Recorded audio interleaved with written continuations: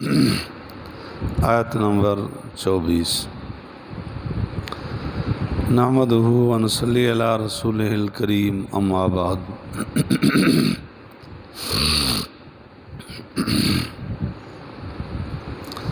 اعوذ باللہ من الشیطان الرجیم، بسم اللہ الرحمن الرحیم۔ اذهب الی فرعون انہ طغی، صدق اللہ العظیم۔ سیدنا موسیٰ علیہ السلام مدین سے تشریف لا رہے تھے۔ راستے میں آگ کی ضرورت پڑی تو وادی طویٰ میں گئے۔ اللہ رب العالمین نے نبوت عطا کی اور 2 معجزے بھی عطا کیے۔ اس کے بعد حکم ہوا کہ فرعون کے پاس جاؤ۔ اذهب الی فرعون انہ طغی، فرعون کے پاس جائیں، انہ طغی، بے شک وہ سرکش بن گیا ہے۔ موسیٰ علیہ السلام کے زمانے کا فرعون، اس کا نام تھا ولید بن مصعب بن ریان۔ مصر کے ہر بادشاہ کا لقب تھا فرعون، جیسے آج کل ہماری اصطلاح میں ہے کہ فرعون ہر متکبر کو کہتے، جو آکڑ خواں ہو، متکبر ہو، اسے کہتے ہیں بڑا فرعون بنا پھرتا ہے۔ تو اس وقت وہاں مصر کا لقب تھا، جو بادشاہ تھا اس کو فرعون کہتے تھے۔ تو موسیٰ علیہ السلام کے زمانے کا جو فرعون تھا اس کا نام تھا ولید بن مصعب بن ریان۔ یہ ریان یوسف علیہ السلام کے زمانے کا فرعون تھا۔ جب اللہ رب العالمین نے فرمایا فرعون کے پاس جاؤ، موسیٰ علیہ السلام تو 30 سال فرعون کے پاس رہ کے آئے تھے۔ اس کی طبیعت کا بھی پتہ تھا، بد مزاجی کا بھی پتہ تھا، اس کے اخلاق بد اخلاق ہونے کا بھی پتہ تھا۔ تو اللہ تعالیٰ سے دعائیں کی، 5 دعائیں کی۔ ایک دعا تو یہ کہ قال رب اشرح لی صدری،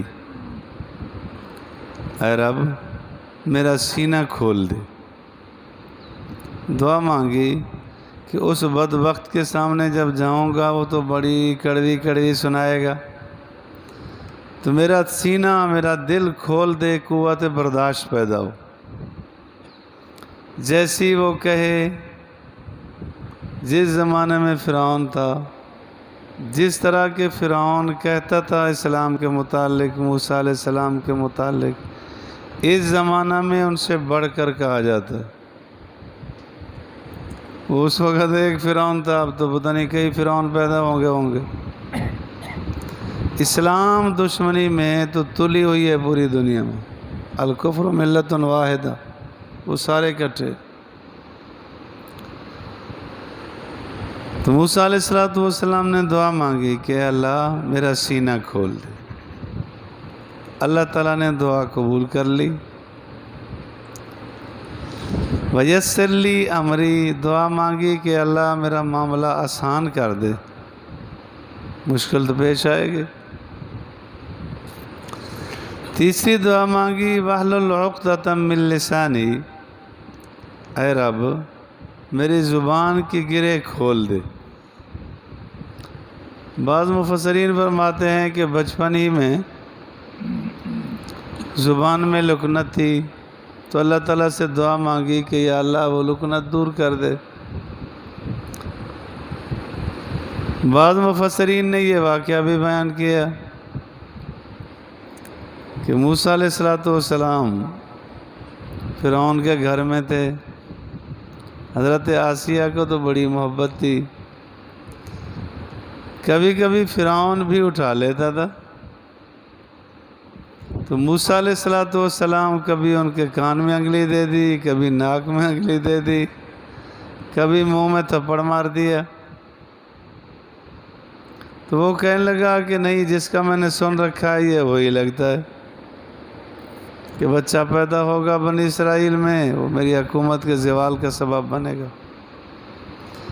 حکومت کا ماشاءاللہ ایسا نشہ ہوتا ہے کہ ساری دنیا تباہ ہو جائے میری حکومت بچ جائے، یہ ایک طبی چیز ہے۔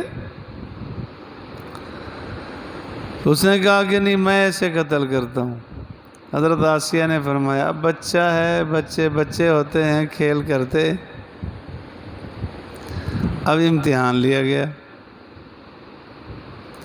ایک پلیٹ میں ہیرے جواہرات رکھے گئے اور دوسرے میں انگارے رکھ دیے گئے۔ فرعون کہنے لگا کہ اگر یہ بے سمجھ ہے تو انگارہ کیونکہ زیادہ دہک رہا ہوتا ہے زیادہ، تو اس کی طرف ہاتھ ڈالے گا، نہیں تو ہیرے جواہرات اٹھائے گا۔ تو موسیٰ علیہ السلام نا جواہرات کی طرف ہاتھ بڑھانے لگے تھے، جبرائیل امین نے پکڑ کے انگاروں پہ رکھ دیا، تو پھر ہاتھ اپنی زبان پہ رکھ دیا، جس کی وجہ سے لکنت آ گئی تھی۔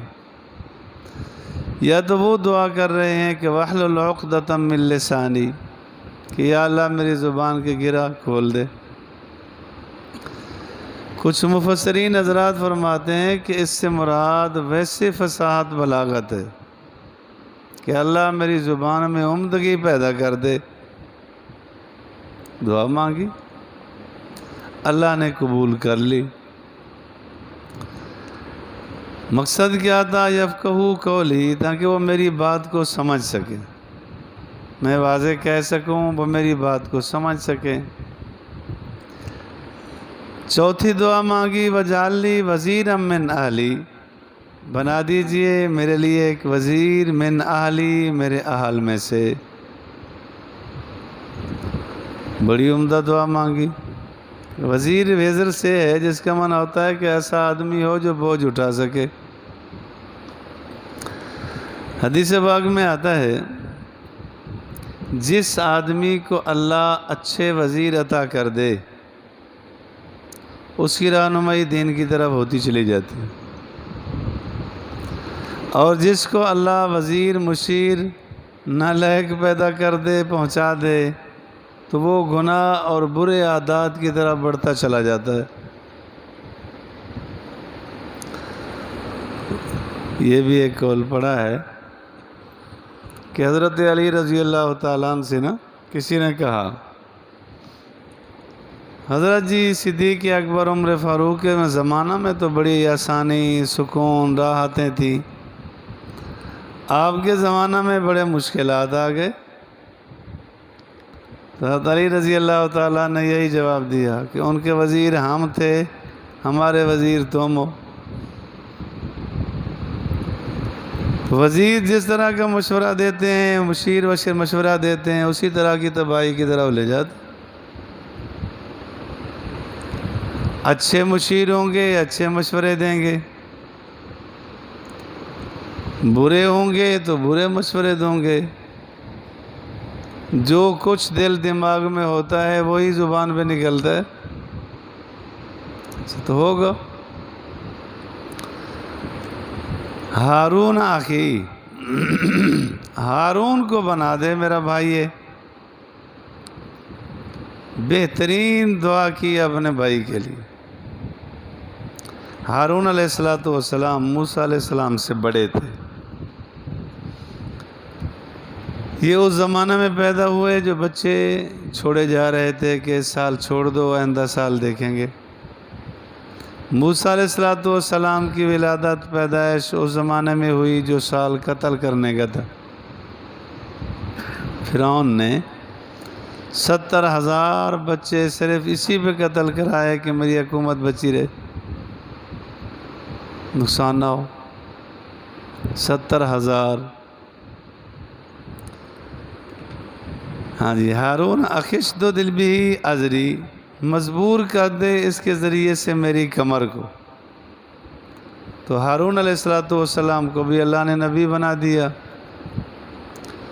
یہ اپنے وطن پہنچے، ہارون علیہ السلام نے استقبال کیا، ملے، پھر حکم فرمایا کہ آؤ چلیں فرعون کے پاس جانا ہے۔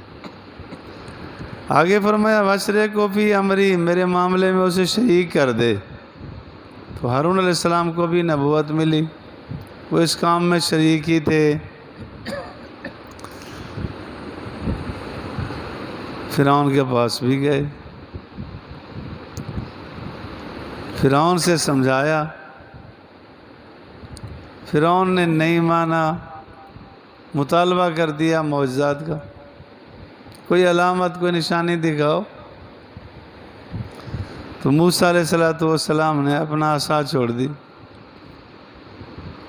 سانپ بن گیا۔ اللہ کے حکم سے بارہا عرض کر چکا ہوں کہ معجزہ نبی کے اختیار میں نہیں ہوتا، جب اللہ کا حکم ہوتا ہے پھر ظاہر ہوتا ہے۔ دوسرا بغل میں ہاتھ ڈال کے دکھایا، چمکنے لگا،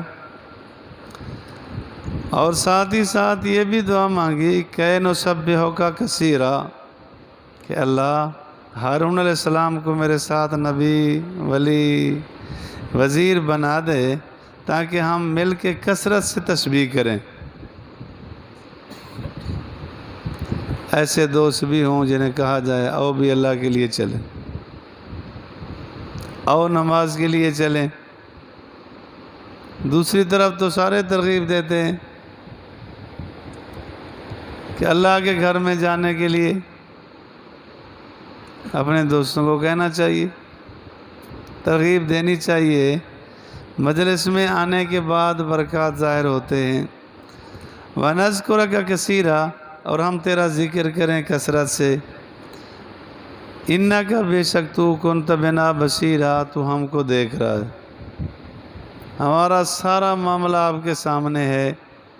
تو اللہ تعالیٰ نے قبولیت نصیب فرما دی۔ اللہ نے جواب عنایت فرمایا قَالَ قَدْ أُوتِيتَ سُؤْلَكَ يَا موسیٰ، فرمایا تحقیق تجھے دے دیا گیا جو تو نے مانگا اے موسیٰ۔ زبان بھی کھول دی، شرح صدر بھی کر دیا، وزیر بھی بنا دیا، سارے معاملات آسان کرتے چلے گئے۔ اللہ نے ساری دعائیں قبول فرما لی، ساری دعائیں قبول فرما لی اللہ تعالیٰ نے۔ وَلَقَدْ مَنَنَّا عَلَيْكَ مَرَّةً أُخْرَى، اور تحقیق ہم نے تجھ پر احسان کیا ہے ایک اور مرتبہ بھی، وہ تفصیل آتی ہے انشاءاللہ۔ اللہ تعالیٰ مجھے اور آپ کو دین کی سمجھ فہم نصیب فرما دے۔